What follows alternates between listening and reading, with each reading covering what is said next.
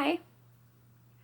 So it has been almost a year since I have made any videos for this channel, and I'm sorry about that. I did not mean for it to go this long, but I just want to say thank you for being here if you're still here, and that I am making this little video to give you an update on where I've been and why I haven't been making videos, and plans for future content on this channel. So, firstly, I've been a little bit busy.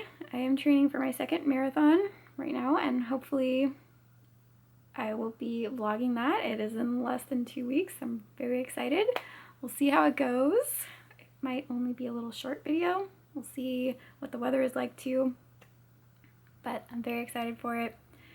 And so been a little bit busy with that, but honestly, the reason that I haven't been making videos, and I really missed it, is that I battle with perfection. I have ideas for videos that I want to make, and I feel like I'm always coming up a little bit short, not only with my skills as a videographer, but like how I look as well. I think, oh, I will make that video and it will be more effective when I lose 10 pounds. And I'm not proud of that, but that is kind of where my head has been. And of course, that hasn't happened. And so here we are a year later, and I have very little to show for it. So this is me coming back and re-engaging in the battle with perfectionism, and instead of letting it defeat me, I am here, I am making these videos, I am saying what I have to say, and that hopefully will be enough. So it's been kind of a struggle with that. I know that I'm probably, hopefully, not alone out there with that issue with perfectionism. I hear creators talking about it in their videos, and for me, I think not only is it constantly going on in the background of my thoughts as I am talking to the camera. Anyway, so I have all of these thoughts running through my mind as I'm speaking to the camera, and I know it comes across on camera. It's not easy for me to do, but it's something that I want to improve on. One of the things that I have been working on this year is I joined Toastmasters, and not only for this, but just because in general, I think public speaking is a good skill to have.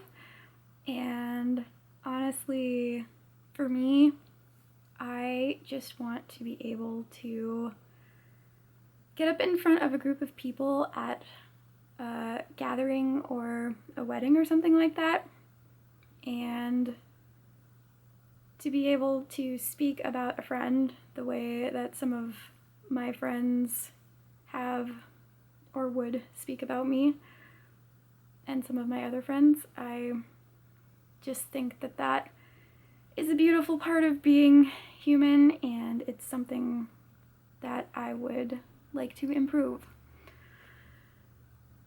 I will say that there are some good points. If you also want to improve your public speaking, it's a great opportunity to practice in kind of a safe space where people are encouraging and everyone wants you to do well. But at the same time, still very stressful for me. And it's just something that I'm working on. Our meetings are once a month. I don't think I could handle more than that. And I also appreciate that our club is virtual. If we met in person, I wouldn't be able to do it. I would have left.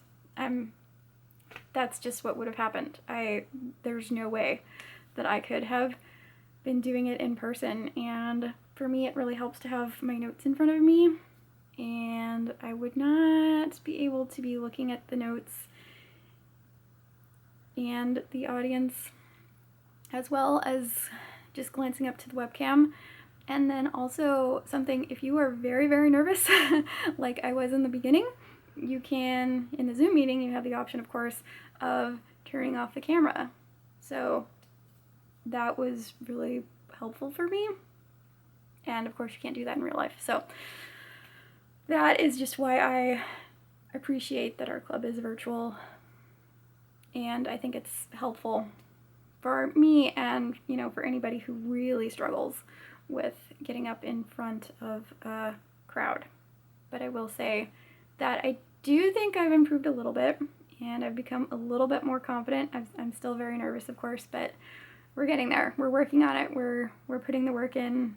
It's not easy. It takes time, and it seems like that's how it is with a lot of things in life, you know. Like with running, it's not something that honestly comes easy to me. It's something that I've had to work at, and I, for a while, was not even comfortable calling myself a runner because I thought, oh, I'm not fast enough, you know? And I know that to maybe a non-runner, that might sound strange, but you get on Instagram, and I know this imposter syndrome kicks in, right? And you get on Instagram and you see these people, oh, look at how much I've improved. This is my beginner 5K time, and this is where I'm at now with X amount of months worth of work. And I'm not even at your beginner level, you know? So, and you've got people in there saying, oh, at this pace, well, I could walk faster than that. And so I know that I know that if you run, you're a runner, and I would say that to anyone who runs. And I know that no matter where you're at, there are likely people who are going to be faster than you and people who are going to be slower than you. But it's just hard looking at everybody else and thinking, this is where I should be, and why am I working so hard and I'm still not where I want to be. So that is the theme for this video, kind of the theme for my life right now. I'm going to be getting back on here and making videos, re-engaging in the battle with perfectionism, and not letting it win. So, and another thing I'm doing is restarted therapy. That's been helpful. It allowed me to recognize this pattern that I have of perfectionism, because I thought for some reason that, oh, it's not that bad because I didn't have this pressure growing up of being perfect academically or just in other ways. Like, it was not pervasive throughout everything, but you can still be a perfectionist in some ways. So yeah, I think just recognizing that has been helpful and is allowing me to move forward in spite of not being where I'd like to be in many ways. And then with YouTube, for example, I like a lot of different creators, and I love supporting any kind of self-improvement type of stuff. You know, wherever you start to any kind of improvement, it's great. Good for you. And the thing is, and you know, especially people who are getting healthy and losing weight and stuff like that for their health, I really like that kind of stuff. And sometimes with that kind of content in particular, you get, this is where I started and this is where I am now, and they are speaking from the perspective of they have achieved their goal and they're now looking back on the process, rather than showing the process, which I think is more valuable as a viewer. At least I do. And for me, I think it's important also to recognize, like, I might not be here, but I'm not where I was when I started. And I have lost the opportunity now to show you exactly where that was and to speak from that perspective and to show some of my own process, because I have lost a not insignificant amount of weight so far, and I'm not where I want to be, and that's what's so dang frustrating. But it's important also to recognize how far you've come, and I'm learning to do that.